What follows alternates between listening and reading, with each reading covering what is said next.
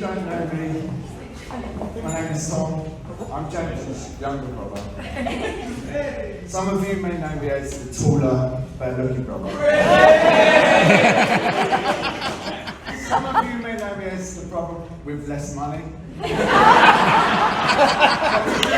we try to ignore them ones. Firstly, as I look around the room, it's not just the bridesmaids and groomsmen looking amazing. I think we all need to give each other a round of applause for all looking so good today.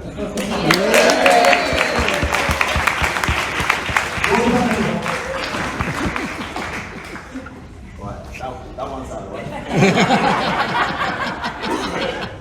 For the people who know me and James, you all agree that we couldn't be any more different. It was evident early on how different we are. Our parents have a home video from when we were kids.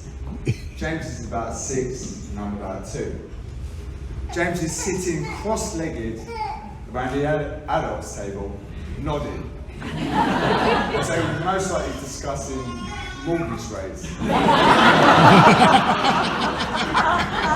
And then suddenly you hear our mum scream, "Tom's eating the grass again, Tom's eating the grass again." 6-year-old James is eye rolling. Again, what are we going to do with it?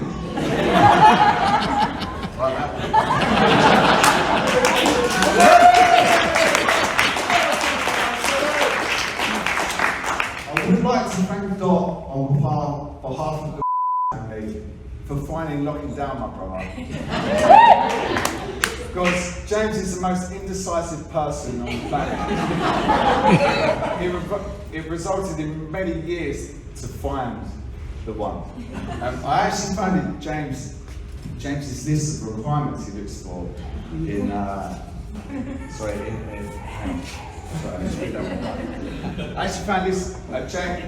actually found a list of requirements James looks for in a woman. You know that.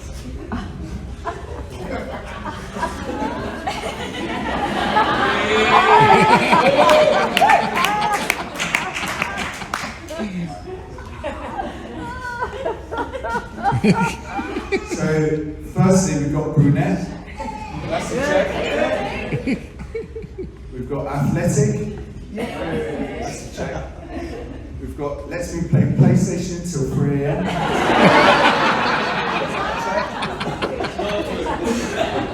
We've got hard-working, dressed nice, kind, nice family, smart. I mean, we'd be all night.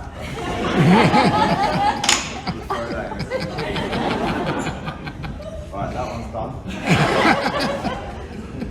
The big age gap proves to be a problem sometimes growing up, as James develops what he would call being careful.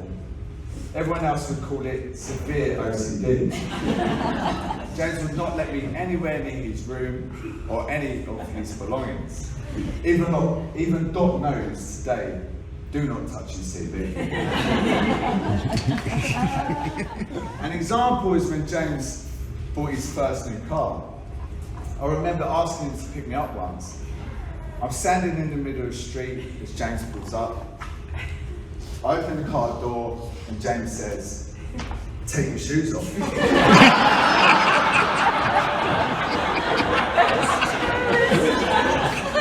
I said, "James, I'm in the middle of the street, mate. What are you talking about?" He said, "No, take your shoes off and you can walk." The first time I knew Dot was the one for my brother was when I found out he let you drive his car.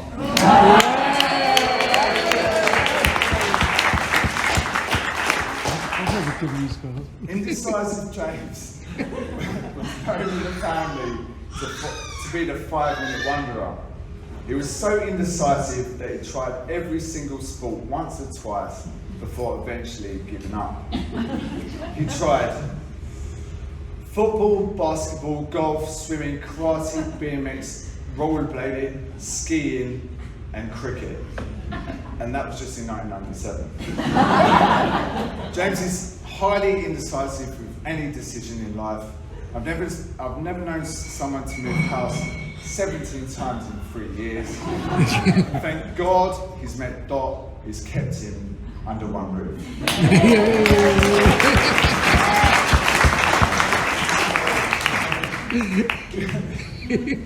Growing up, we have great memories of going on holiday with Mum and Dad, whether it was a trip abroad or camping in the freezing cold Midlands.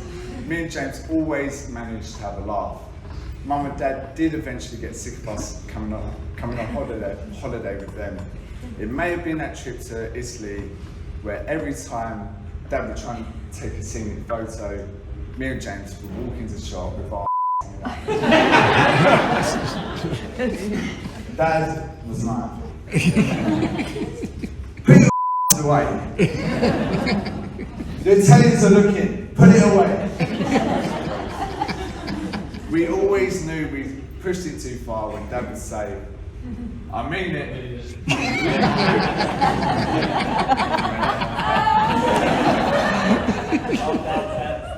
Sorry about this sensitive jokes.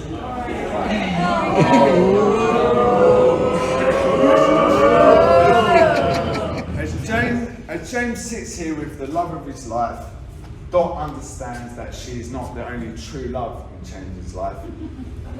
I am, of course, talking about the boy band Blue.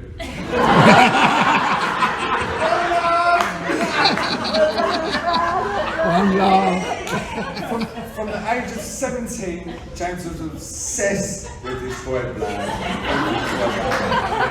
Mainly the frontman, Lee Ryan. He dressed like him, dyed his hair the same colour, and even attempted to sing like him.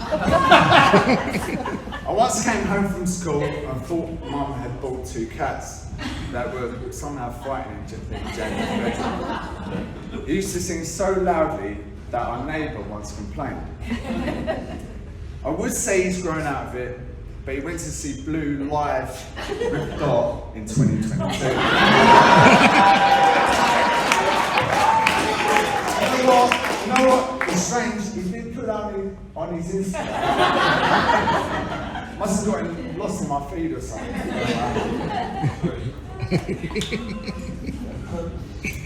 There was a moment in our 20s when me and James moved into a basement flat in West London for a couple of years. It would later be known as the Wank Cave. We had all the essentials you needed: a couch, a TV with a PlayStation, and a shelf stacked of whiskey and wine. No, I still need that one. A typical day living with James. He rang me once on a Wednesday afternoon saying, Tom, let's go to LA this weekend. I said, James, I'm at work, mate, leave me alone. He said, look, I've got us tickets to Coachella Festival. Just send me 1,200 quid. And I will sort the flights. Okay, cheers, mate, I've got to go. Right. He hangs up the phone. We did end up going to Coachella for an unforgettable weekend, in which I say thank you. However, we did not camp at the festival like everyone else. In true James style, he booked a hotel 2 minutes away, and we cruised there in the brand new Mustang. I did try to opt for the cheaper Ford Focus, but James was not having it. As we move forward a few years, James finally meets Dot. I remember when James first introduced me to Dot, after he came up to me and said, so mate, what do you think? I said, to be honest mate, I think she's too good for that. I came away thinking, there's got to be a catch somewhere. But she's stunning, a fantastic mum, puts James in his place in his feet.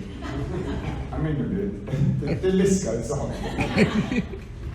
So, obviously, I'm so happy you met someone as special as Dot.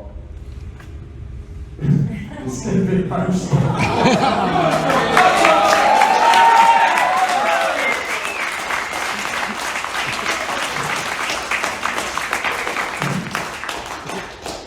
You deserve it.